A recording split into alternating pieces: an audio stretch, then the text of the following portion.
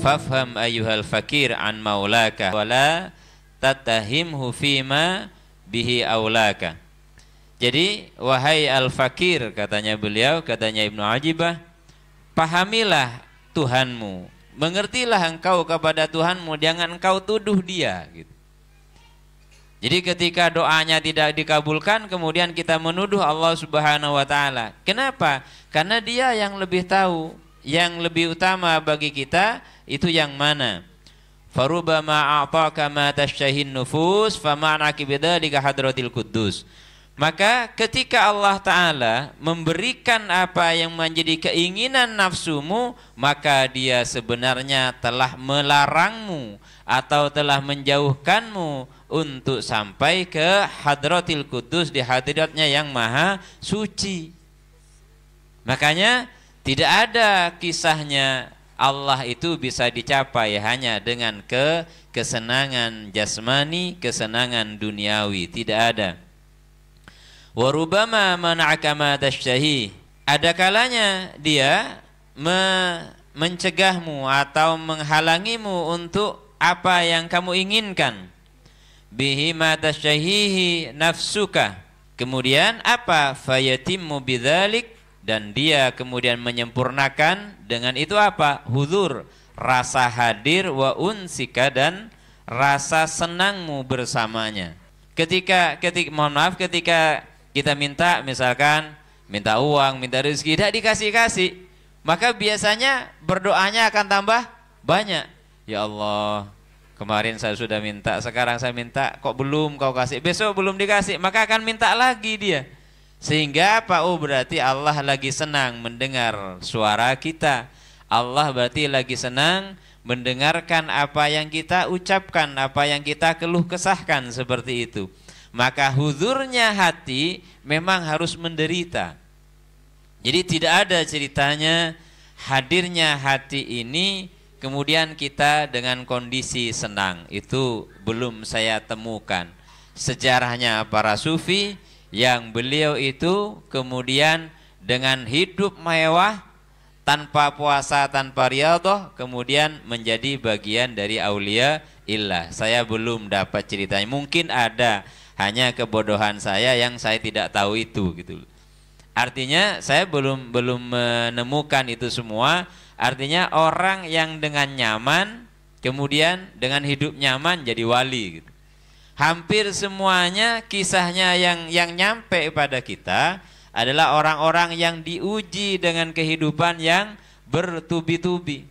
Jadi diuji dengan kehidupan yang tidak nyaman, silih berganti. Sampai seakan-akan masalah itu sampai menyesakkan dada, sampai ke leher, seperti orang yang mau tenggelam. Tapi Allah itu senang mendengarkan rintihan-rintihan kita. Kenapa?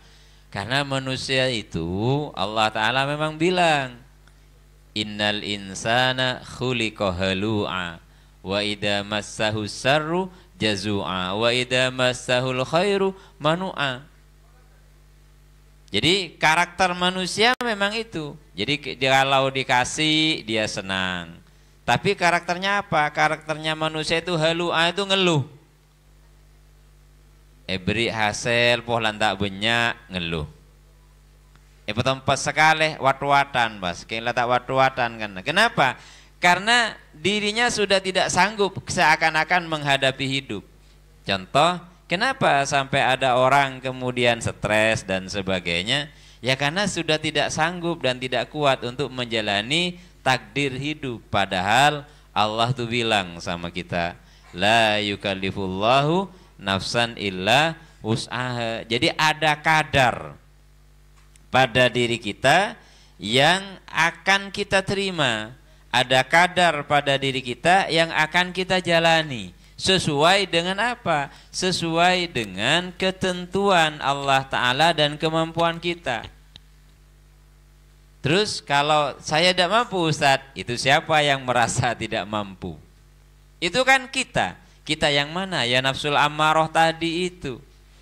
Apalagi kemudian wong anaknya Nabi Nuh saja kafir, apalagi orang sekarang misalkan. Berarti kalau orang sekarang pas kafir tak apa-apa. Ya ndak juga. Itu kan jadi contoh. kita kadangkala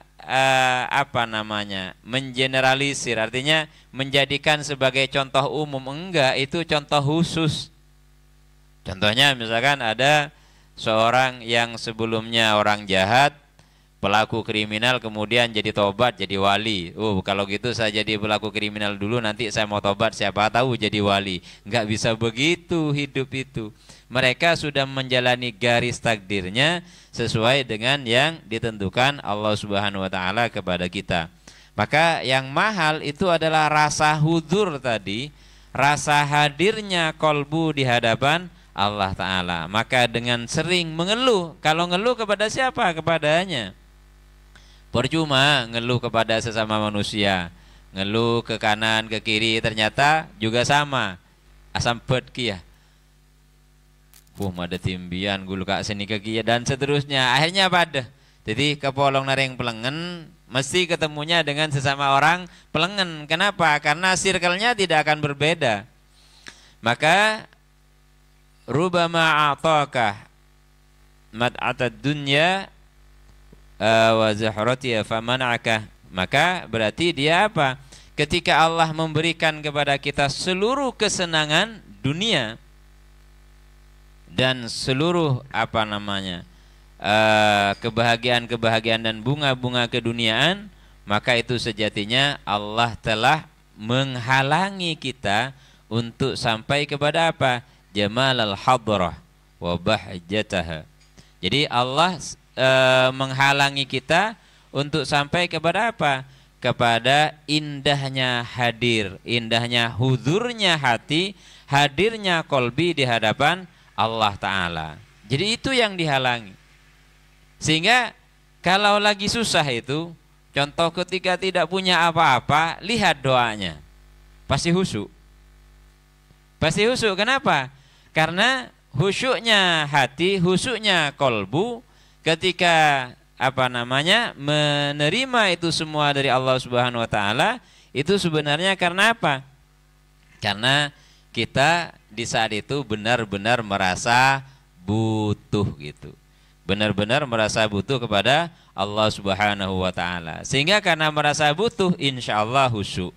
Nah, beri saya pentah untuk seminggu atau sebulan ke depan ini aman, insyaallah tak kalah bejenga ya korla bejeng. Tak kira kemudian Allahu Akbar nyoteng ke kiblat, ndak sudah. Kenapa? Karena berkurang kebutuhannya kepada Allah Ta'ala, berkurang. Berarti tidak banyak orang yang kuat. Ceritanya siapa? Ceritanya Sa'labah itu. Ceritanya Sa'labah, seorang sahabat yang sampai akhir tidak bisa berzakat. Sampai Rasulullah SAW wafat, dia tidak sempat berzakat. Awalnya rajin, dikasih kambing satu sama Kanjeng Nabi. Sampai kambingnya beranak pinak, waktunya mengeluarkan zakat tidak mengeluarkan, diingatkan. Kemudian di zaman Sayyidina Abu Bakar, yang namanya namanya Sa'labah ini mau mengeluarkan zakatnya. Terus di zaman Rasulullah engkau tidak mengeluarkan, apakah iya aku akan menerima zakatmu? Sehingga beliau kemudian juga menolak sampai zamannya Sayyidina Umar. Artinya bahwa ketika kesenangan duniawi itu tidak menjadi modal dan bekal kita untuk sampai ke hadirat Allah Azza wa Jalla, itu artinya apa?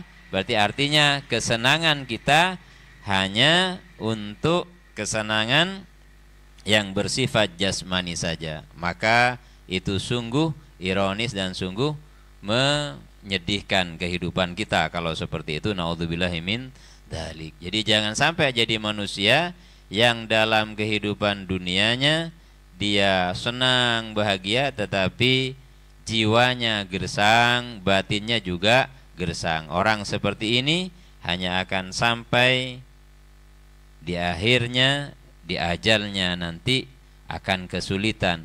Bahkan kalau orang yang berlebihan harta dan sebagainya, apakah boleh seorang sufi itu kaya? Abil Hasan Asyadili itu kaya, tapi harta itu tidak di hatinya. Itu kan masalahnya.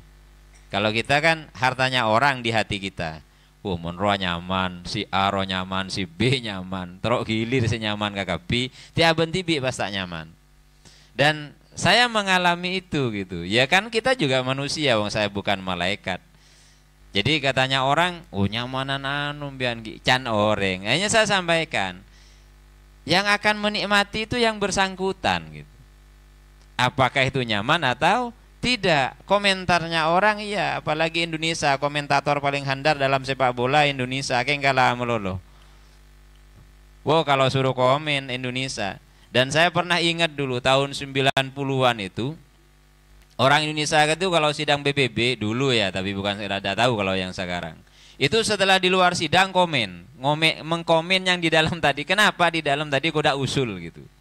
Apa memang tidak punya hak bicara ketika di dalam, wallahu a'lam, saya juga tidak tahu.